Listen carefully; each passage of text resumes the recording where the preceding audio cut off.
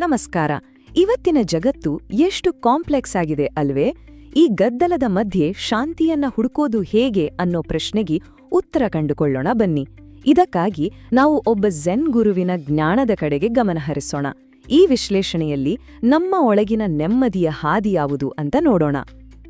ಈ ಪ್ರಶ್ನೆ ಬಹುಶಃ ನಮ್ಮೆಲ್ಲರ ಮನಸ್ಸಲ್ಲೂ ಪ್ರತಿದಿನ ಬರುತ್ತೆ ಅಲ್ವಾ? ಆಫೀಸ್ ಟೆನ್ಷನ್, ಸೋಷಿಯಲ್ ಮೀಡಿಯಾದ ಶಬ್ದ, ಒಂದೇ ಸಮನೆ ಬರುವ ನೋಟಿಫಿಕೇಷನ್ಗಳು, ಇದೆಲ್ಲದರ ಮಧ್ಯೆ ಮನಸ್ಸಿಗೆ ನೆಮ್ಮದಿ ಸಿಗೋದಾದ್ರೂ ಹೇಗೆ? ಈ ಪ್ರಶ್ನೆಗೆ ಒಂದು ಅದ್ಭುತ ಉತ್ತರ ಶುನ್ಮ್ಯೋ ಮಸುನೋ ಅವರ the art of simple living ಅನ್ನೋ ಪುಸ್ತಕದಲ್ಲಿದೆ. ಇದು ಕೇವಲ ಒಂದು ಪುಸ್ತಕ ಅಲ್ಲ, ಇದು ನಮ್ಮ ಇವತ್ತಿನ ಜೀವನ ಶೈಲಿಗೆ ಒಂದು ಕೈಪಿಡಿ ಇದ್ದಾಗೆ. ಹಾಗಿದ್ರೆ ಈ ಪುಸ್ತಕದ ನಿಜವಾದ ಸಾರ ಏನು? ಅದು ನಮ್ಮ ಲೈಫಲ್ಲಿ ಶಾಂತಿಯನ್ನು ತರೋದಕ್ಕೆ ಹೇಗೆ ಹೆಲ್ಪ್ ಮಾಡುತ್ತೆ? ಬನ್ನಿ ಇದನ್ನ ಸ್ವಲ್ಪ ಆಳವಾಗಿ ಅರ್ಥ ಮಾಡ್ಕೊಳ್ಳೋಣ. ಇದರ ಸ್ಪೆಷಾಲಿಟಿ ಏನ್ ಗೊತ್ತಾ? ಇದು ನಮ್ಮ ಜೀವನದಲ್ಲಿ ಏನು ದೊಡ್ಡ ಕ್ರಾಂತಿಯನ್ನೇ ಮಾಡಿ ಅಂತ ಹೇಳಲ್ಲ, ಬದಲಿಗೆ ಸಣ್ಣ ಸಣ್ಣ ನಾವು ಸುಲಭವಾಗಿ ಪಾಲಿಸಬಹುದಾದ ಹೆಜ್ಜೆಗಳ ಮೇಲೆ ಫೋಕಸ್ ಮಾಡುತ್ತೆ. ಇಲ್ಲಿರೋ ಪ್ರತಿಯೊಂದು ಪಾಠವೂ ಅಷ್ಟೇ ಸಿಂಪಲ್ ಮತ್ತು ಅಷ್ಟೇ ಪವರ್ಫುಲ್. ಸರಿ, ಮೊದಲು ನಮ್ಮ ಒಳಗಿನ ಪ್ರಪಂಚವನ್ನ ಅಂದ್ರೆ ನಮ್ಮ ಮನಸ್ಸನ್ನ ನೋಡೋಣ. ನಮ್ಮ ಮನಸ್ಸನ್ನ ಶಾಂತವಾಗಿ ಇಟ್ಕೊಳ್ಳೋಕೆ ಯಾವೆಲ್ಲ ಸಿಂಪಲ್ ಅಭ್ಯಾಸಗಳನ್ನ ಶುರು ಮಾಡ್ಬೋದು? ದಿನದ ಆರಂಭ ಚೆನ್ನಾಗಿದ್ರೆ ಪೂರ್ತಿ ದಿನ ಚೆನ್ನಾಗಿರುತ್ತೆ ಅಂತಾರಲ್ಲ, ಹಾಗೆ ಅದಕ್ಕೆ ದಿನಕ್ಕೆ ಕೇವಲ 5 ನಿಮಿಷ ಮೌನವಾಗಿ ಕೂರುವುದು ಅಥವಾ ಒಂದು ಸಿಂಪಲ್ ಬೆಳಗಿನ ಅಭ್ಯಾಸ ಅಂದ್ರೆ 1 ಕಪ್ ಚಹಾ ಕುಡಿಯುತ್ತಾ ಸುಮ್ಮನೆ ಕೂರುವುದು, ಇದು ಇಡೀ ದಿನದ ನಮ್ಮ ಮೂಡ್ ಮೇಲೆ ದೊಡ್ಡ ಪರಿಣಾಮ ಬೀರುತ್ತೆ. ನಮ್ಗೆ ಗೊತ್ತೇ ಇರೋದಿಲ್ಲ, ನಮ್ಮತ್ರ ಒಂದು ಅದ್ಭುತವಾದ ಟೂಲ್ ಇದೆ. ಅದು ಬೇರೇನೂ ಅಲ್ಲ, ನಮ್ಮ ಉಸಿರು.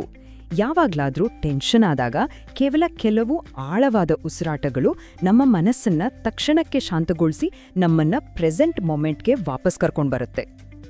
ಒಂದೇ ಸಲ 10 ಕೆಲಸ ಮಾಡಿದ್ರೆ ಎಲ್ಲಾದ್ರಲ್ಲೂ ಬೆಸ್ಟ್ ಆಗ್ತೀವಿ ಅಂತ ನಾವು ಅನ್ಕೊಂಡಿರ್ತೀವಿ. ಆದ್ರೆ ಝೆನ್ ತತ್ವ ಹೇಳೋದೇ ಬೇರೆ. ಅದರ ಪ್ರಕಾರ ಒಂದೇ ಸಲ ಒಂದೇ ಕೆಲಸ ಮಾಡೋದು ಒಂದ್ ಥರ ಧ್ಯಾನ ಇದ್ದಾಗೆ. ಒಂದು ಸಮಯದಲ್ಲಿ ಒಂದೇ ಕೆಲ್ಸದ ಮೇಲೆ ಪೂರ್ತಿ ಗಮನ ಕೊಟ್ಟಾಗ ಆ ಕೆಲ್ಸದ ಕ್ವಾಲಿಟಿ ಜಾಸ್ತಿ ಆಗತ್ತೆ. ಅಷ್ಟೇ ಅಲ್ಲ, ಮನಸ್ಸಿಗೂ ಶಾಂತಿ ಸಿಗತ್ತೆ. ಖುಷಿಯನ್ನ ಹುಡುಕೊಂಡು ನಾವು ಎಲ್ಲೆಲ್ಲೋ ಹೋಗ್ತೀವಿ ಅಲ್ವಾ? ಆದ್ರೆ ಕೆಲವೊಮ್ಮೆ ಅದು ನಮ್ಮ ಕಣ್ಣು ಮುಂದೆನೇ ಇರುತ್ತೆ. ನಾವು ತಿನ್ನುವ ಊಟದಲ್ಲಿ, ನಾವು ನೋಡುವ ಹೂವಿನಲ್ಲಿ, ಒಂದು ಸಣ್ಣ ಮಾತಿನಲ್ಲಿ. ಇಂಥ ಸಣ್ಣ ಸಣ್ಣ ವಿಷಯಗಳಲ್ಲಿರೋ ಸೌಂದರ್ಯವನ್ನ ಗಮನಿಸೋಕ್ ಶುರು ಮಾಡಿದ್ರೆ ಜೀವನವೇ ಸುಂದರವಾಗಿ ಕಾಣಿಸುತ್ತೆ. ಮನಸ್ಸನ್ನ ಶಾಂತ ಮಾಡಿಕೊಳ್ಳೋದ್ರ ಜೊತೆಗೆ ನಮ್ಮ ಸುತ್ತಮುತ್ತಲಿನ ಜಾಗವನ್ನ ಸರಳವಾಗಿ ಇಟ್ಕೊಳ್ಳೋದು ಕೂಡ ಅಷ್ಟೇ ಇಂಪಾರ್ಟೆಂಟ್. ಹಾಗಿದ್ರೆ ನಮ್ಮ ದೈನಂದಿನ ಜೀವನವನ್ನ ಸಿಂಪಲ್ ಮಾಡಿಕೊಳ್ಳೋದು ಹೇಗೆ? ಕೇವಲ ಪ್ರತಿದಿನ ನಮ್ಮ ಮನೆಯಿಂದ ಆಗ್ಲಿ ಅಥವಾ ಆಫೀಸಿಂದಾಗ್ಲಿ ಒಂದೇ ಒಂದು ಅನವಶ್ಯಕ ವಸ್ತುವನ್ನ ತೆಗೆದುಹಾಕೋದು. ಇದು ಕೇಳಕ್ಕೆ ತುಂಬಾ ಚಿಕ್ಕ ಹೆಜ್ಜೆ ಅನಿಸ್ಬೋದು, ಆದ್ರೆ ದಿನ ಕಳೆದಂತೆ ಇದು ನಮ್ಮ ಸುತ್ತಿನ ಪರಿಸರವನ್ನ ಮತ್ತು ನಮ್ಮ ಮನಸ್ಸನ್ನ ಎಷ್ಟು ಹಗುರ ಮಾಡುತ್ತೆ ಗೊತ್ತಾ? ನಮ್ಮ ಲೈಫಲ್ಲಿ ಎಷ್ಟು ಜನ ಫ್ರೆಂಡ್ಸ್ ಇದ್ದಾರೆ ಅನ್ನೋದಕ್ಕಿಂತ ಇರೋ ಸಂಬಂಧಗಳು ಎಷ್ಟು ಗಟ್ಟಿಯಾಗಿವೆ ಅನ್ನೋದು ಮುಖ್ಯ. ಝೆನ್ ತತ್ವ ಕೂಡ ಇದನ್ನೇ ಹೇಳತ್ತೆ. 100 ಜನ ಪರಿಚಯ ಇರೋದಕ್ಕಿಂತ ಕೆಲವು ಅರ್ಥಪೂರ್ಣ ಸ್ನೇಹಗಳು ಹೆಚ್ಚು ಬೆಲೆ ಬಾಳುತ್ತವೆ. ಸಣ್ಣಪುಟ್ಟ ಪ್ರೀತಿಯ ಮಾತುಗಳು ಮತ್ತು ಕೆಲಸಗಳು ಆ ಸಂಬಂಧಗಳನ್ನ ಇನ್ನಷ್ಟು ಸ್ಟ್ರಾಂಗ್ ಮಾಡ್ತವೆ. ನಾವ್ ಯಾವಾಗ್ಲೂ ಬ್ಯುಸಿ ಇರ್ಬೇಕು ಅಂತ ಅನ್ಕೊಂಡಿರ್ತೀವಿ, ಆದ್ರೆ ಸತ್ಯ ಏನಂದ್ರೆ ಕೆಲವೊಮ್ಮೆ ಏನೂ ಮಾಡ್ದೆ ಸುಮ್ನೆ ಇರೋದು ತುಂಬಾನೇ ಅವಶ್ಯಕ.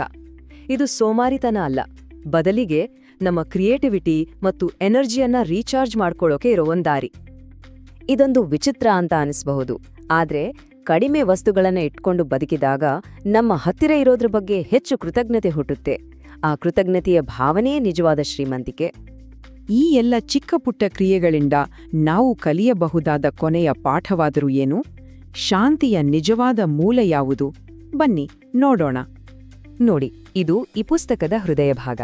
ಶಾಂತಿ ಅನ್ನೋದು ಎಲ್ಲೋ ಹೊರಗಿನಿಂದ ಬರುವಂತದ್ದಲ್ಲ, ಅದನ್ನ ನಾವು ನಮ್ಮೊಳಗೆ ನಮ್ಮ ಆಯ್ಕೆಗಳ ಮೂಲಕ ಪ್ರತಿ ಕ್ಷಣದಲ್ಲೂ ನಾವೇ ಸೃಷ್ಟಿಸ್ಕೊಳ್ಬೇಕು.